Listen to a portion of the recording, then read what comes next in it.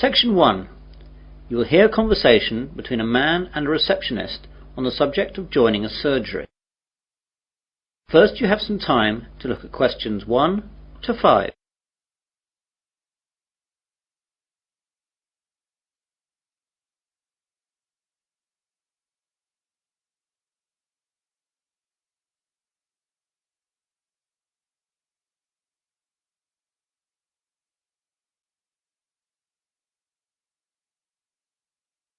You will see that there is an example. This time only, the conversation relating to this will be played first. Hello, I've just moved to Melbourne for a new job and I've been advised to register with a new doctor for my family and myself. I think that this surgery is the nearest one to where I live. What's the name of the road that you live in, sir? Dawson Road. So, Dawson Road is the correct answer. Now we begin. You should answer the questions as you listen, as the recording is not played twice. Listen carefully to the conversation and answer questions 1 to 5. Hello, I've just moved to Melbourne for a new job and I've been advised to register with a new doctor for my family and myself. I think that this surgery is the nearest one to where I live. What's the name of the road that you live in, sir? Dawson Road. Yes, that's in our area. Would you like to register with us now? Yes, please. Right, I'll just have to take some details. First of all, could you give me your name? It's Mike Jacobs. Jacobs. And your family? My wife's name is Janet and I have one little boy whose name is Rod. Ron? No, Rod. R-O-D. Good, that's fine. And what is your address here in Melbourne? 52 Dawson Road, Highfield, Melbourne. Highfield. Highfield. Good. And I'll need to know your health card number. It's NH871812C. What about my family? Oh, only yours for now. Do you know the name of your old doctor? It was Dr. Graham Mackenzie in Perth. Now, we've got 4 doctors here. There's Dr. Susan Larkins, Dr. Kevin White, Dr. James Nicholson and Dr. Linda Williams. Which one would you like to register with? Oh, I didn't think of that. Well, I think I would like a man as my doctor. I'll go for the last one. Was that one a man? No, that was Dr. Linda. How about Dr. Kevin? Yes, that will be fine. Right, Dr. White it is. Will that be the same for your family? Oh yes, my wife might not want a man as her doctor. Well, we'll leave it as it is for now, and my wife can change if she wants to. Before the conversation continues, you have some time to look at questions 6 to 10.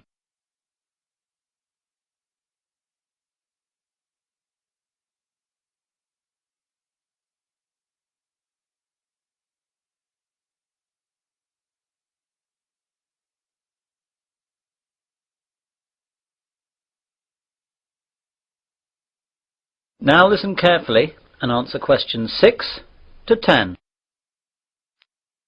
I'd like to make an appointment now for my wife.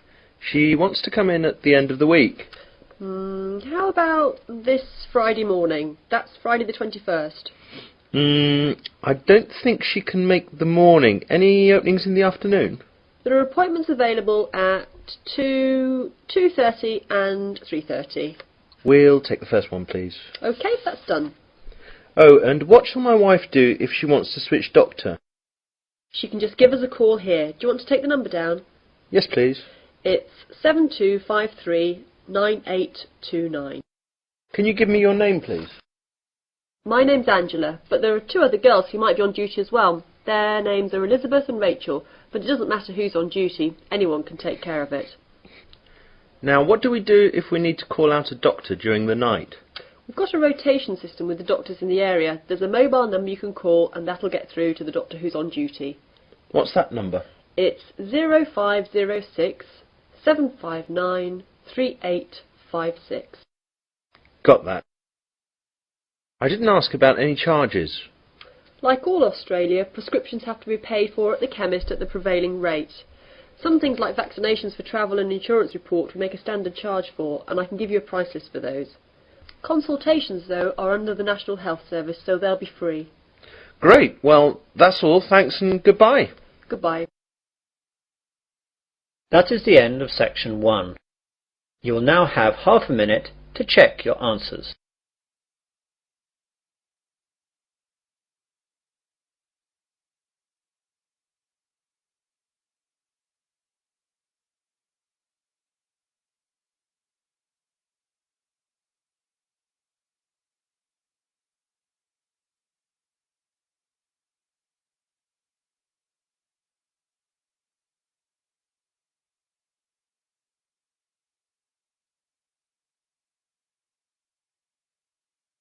Now turn to section 2.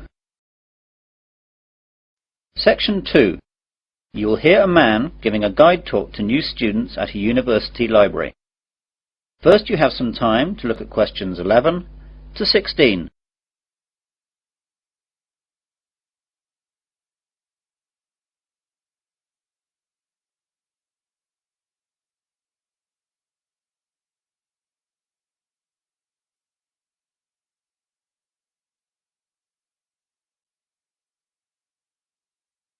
Now listen carefully to the guide talk and answer questions 11 to 16.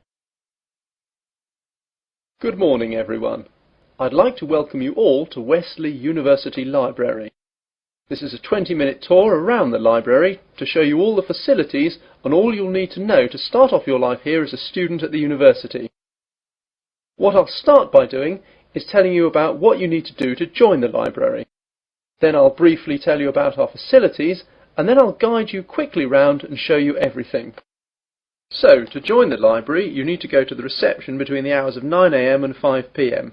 After that, the reception closes, though all the other facilities will stay open until 10 PM. At the reception, they'll give you an application form. After you fill that in, you'll have to give us the fee of £5, which you have to give us every year that you're a member of the library. We will also need to see your university card to confirm that you're a student of the university. And finally, we'll need 2 passport photos, one for our records and the other for your library card. You will need to do all this as soon as possible so you'll be able to use the facilities at once. I'm sure your workload will begin to build up soon. Now, let me tell you a bit about the facilities.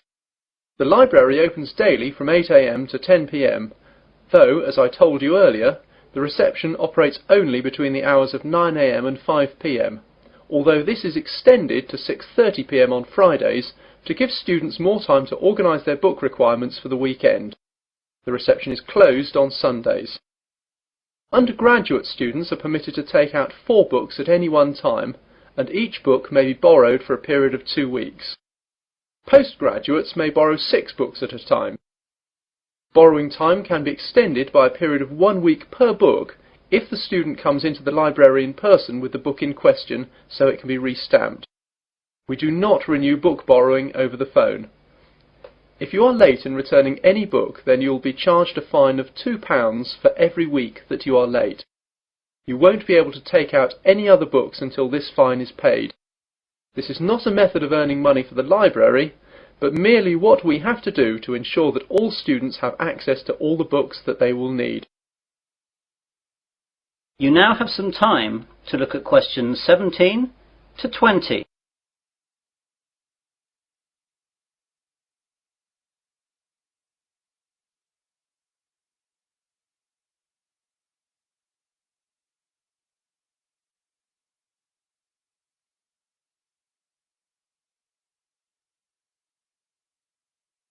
Now listen to the rest of the guide talk and answer questions 17 to 20. Okay then, on to the layout of the library. We're on the ground floor of the library at the moment. Here we have the reception, the computers, which you can use to search for books and their location, and the bathrooms, which are behind the reception. The rest of the ground floor is taken up by the non-lending section of the library. Here we keep all the books which are either too valuable or are used too much to lend out. You can reserve time with these books at reception and use them during any time that the library is open, but, of course, you may not remove them from the library. On the first floor above us we have the arts section, which includes books that students will need for subjects such as languages, literature, art and history. On the second floor is the science section. We'll see these in a minute. Of course, individual departments will usually have their specialist libraries in their buildings, though the computer catalogues here will list them so you know where to find everything, whether it's here or in the specialist libraries. Finally, in the basement we have the stack system, which contains the university collection of magazines and journals that we have collected and to which we subscribe. If there's anything that we do not have or that you can't find, please go to reception and let them know the details. The university operates a swap system with other universities, and we can arrange for volumes that we do not possess to be sent here on a limited loan. Well, those are the basic details about the university library. That is the end of section 2. You'll now have half a minute to check your answers.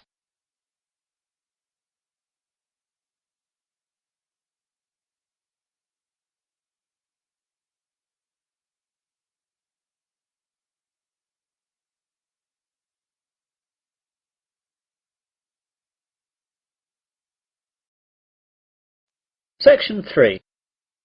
You will hear a tutor and 3 students discussing their work. First, you have some time to look at questions 21 to 27.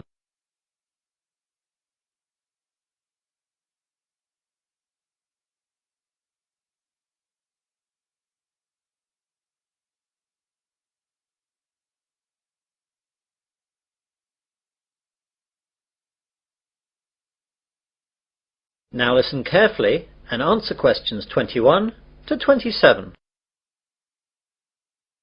Good morning everyone. Well, in today's tutorial we're going to discuss the essays that you have to submit by the end of next week.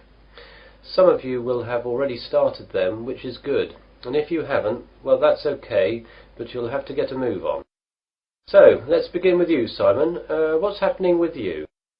Well, I've made a start on it. I researched the background quite extensively last weekend, and I should get to the writing stage tomorrow with a bit of luck, and I'll get finished at the weekend. What are you writing about? I decided to look at the car manufacturing company Jaguar, examine the problems they had with reliability in the 1970s and 80s, how they dealt with it, and how it affected their marketing and sales strategy. That sounds pretty interesting. Any problems with that? At the start I had problems getting information from that far back, but after rooting around in the library I found some magazines which gave me information and also gave me references to find other stuff. It seems now the only problem is keeping to the 4,000 word limit. It just seems that I have so much to write about. It seems I'll need 5,000 or even 6,000 words to be able to cope. Yes, your essay title seems to me to be very wide-ranging. Would you think about cutting out part of it? How about looking at their sales and marketing strategy, but only mentioning the problems in the 70s and 80s and not going too far into it? That's a good idea. That will make it much easier to handle. By the way, how do you want us to hand in our work? Do you want us to drop in a hard copy to your office? You could do that, but I'd prefer it if you just emailed it to me as an attachment. You've all got my address. If not, give it to the secretary, clearly marked that it's for me. Right, Jennifer, how about you? I've not really got going on it yet, but I have decided on a subject. I'll try and do some research during the rest of this week, and I should get writing this weekend. Okay, what are you writing about then? I want to look into how supermarkets use market surveys to develop their products. Will you have enough time to find out what sort of things that the supermarkets do? You won't have much time for that. I should be okay. I've had a look in the stack system in the library and I found a magazine that surveyed all the UK major supermarkets and a trade publication that analysed the same things in Canadian supermarkets. Be careful about using their conclusions too much. The university takes a tough stance on plagiarism. Make sure you properly list where you get your information from in a bibliography and try and do your own analysis. Get going too, as that analysis will take a bit of time. Okay, thanks. You now have some time to look at questions 28 to 30.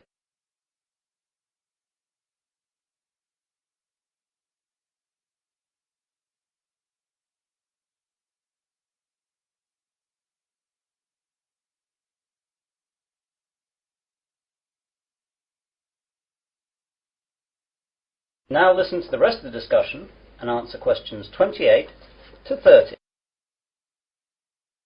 And Melanie, how is your work going? I'm a bit behind, I'm afraid. I was sick all last week and the weekend with flu. I've got a subject, I think, but I've not done any work on it yet. Is there any chance I can get an extension to the submittal date? The policy of the department is not to give any extensions unless there are extenuating circumstances. Do you have a doctor's certificate or anything? I went to the doctor's, but I didn't get a note as I didn't realise I would need it. The doctor will have a record of me, though, as I got a prescription.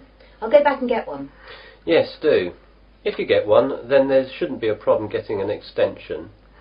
Without it, though, you'll be in trouble. What subject are you considering, anyway?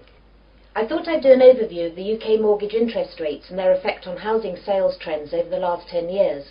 I thought it might be of interest because of the huge increases of house prices over the last decade. Certainly an interesting subject, and it should be no great problem getting information, as this has been fairly well documented. There's a lot of work again, though, and you'll really need to get cracking on it, even with the extension, if you get one. Well, I've not got much on for the rest of the week, and I've set aside the weekend to really get to grips with it. Good. Now, is there anything else? That is the end of section 3. You will now have half a minute to check your answers.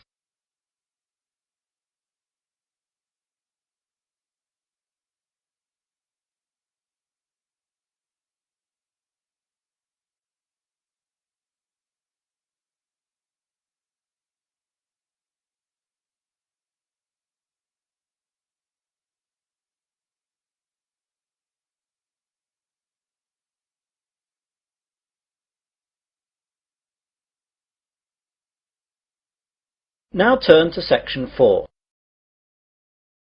Section 4. You will hear part of an Earth Sciences lecture. First you have some time to look at questions 31 to 40.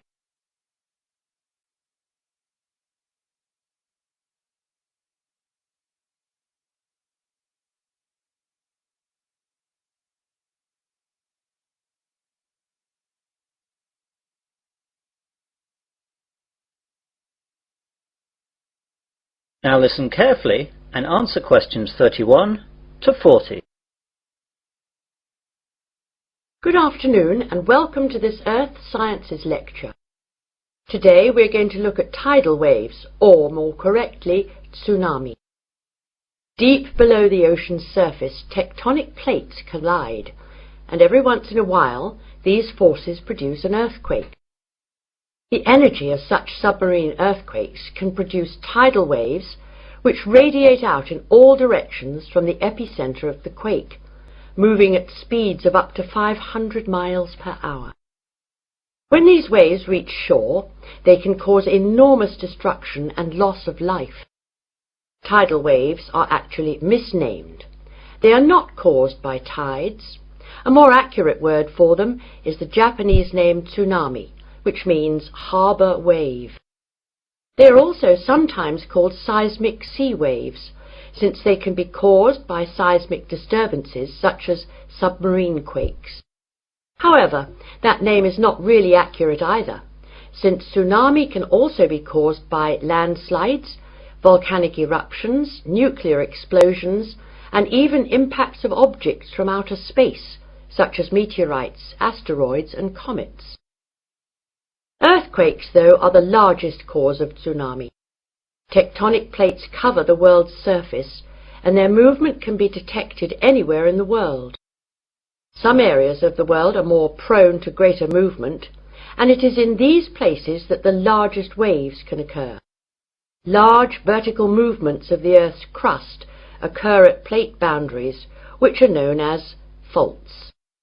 The Pacific Ocean's denser oceanic plates are often known to slip under continental plates in a process known as subduction. And subduction earthquakes are the most effective in generating tsunamis. A tsunami can be generated by any disturbance that displaces a large water mass from its equilibrium position.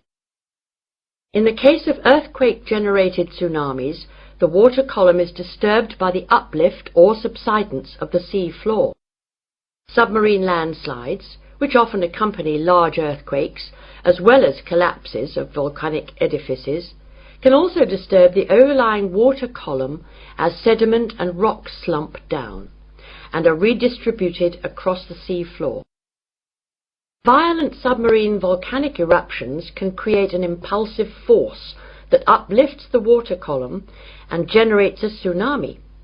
Conversely, supermarine landslides and cosmic body impacts disturb the water from above as momentum from falling debris is transferred to the water into which the debris falls. Generally speaking, tsunamis generated from these mechanisms, unlike the devastating Pacific-wide tsunamis caused by earthquakes, dissipate quickly and rarely affect coastlines distant from the source area. Tsunamis are very hard to detect since they cannot be seen when they are in the deep ocean. The distance between two wave crests can be 500 kilometers, and because of this, the wave height is only a few feet. Because the rate at which a wave loses its energy is inversely related to its wavelength. Tsunamis not only propagate at high speeds, they can also travel great transoceanic distances with limited energy losses. As the tsunami reaches shallow water, however, its speed decreases, but the energy it contains remains about the same. Instead of travelling fast, the wave rises high. The National Oceanic and Atmospheric Administration has set up a seismic detection system to monitor earthquakes and predict the possible arrival of tidal waves for Pacific countries. Buoys at sea can also detect water pressure changes that can indicate tsunamis moving through the ocean. But when tsunamis originate near the shore, there is often little chance to warn people. Let's look at some examples of tsunami and their causes and effects. Some can be relatively harmless. In 1992, an offshore landslide caused a tidal wave of only about 3 feet high that struck at low tide, so Humboldt County, where it hit, got off easy with no casualties. On January 13th in 1992, a Pacific Ocean earthquake off the coast of San Salvador, registering 7.6 on the Richter scale, did not cause any ocean disturbance at all. However, a recent tidal wave which struck Papua New Guinea on July 17, 1998, was 23 feet high and killed at least 1,200 people. This wave was caused by a magnitude 7.1 submarine earthquake. On July 17, 1998, a Papua New Guinea tsunami killed roughly 3,000 people. A huge underwater volcanic eruption 15 miles offshore was followed within 10 minutes by a wave some 40 feet tall. The villages of Arop and Warapu were destroyed. One of the worst tsunami disasters engulfed whole villages along Sanriku, Japan, in 1896. An underwater earthquake induced a wave of 35 feet, drowning some 26,000 people. Finally, about 8,000 years ago, a massive undersea landslide off the coast of Norway sent a 30-foot wall of water barreling into the uninhabited north coast of Europe. If this were to recur today, as scientists say it could, almost anywhere in the world, it would cost billions, if not tens of billions of dollars, to repair the damage to coastal cities and kill tens of thousands of people. That is the end of section 4. You will now have half a minute to check your answers.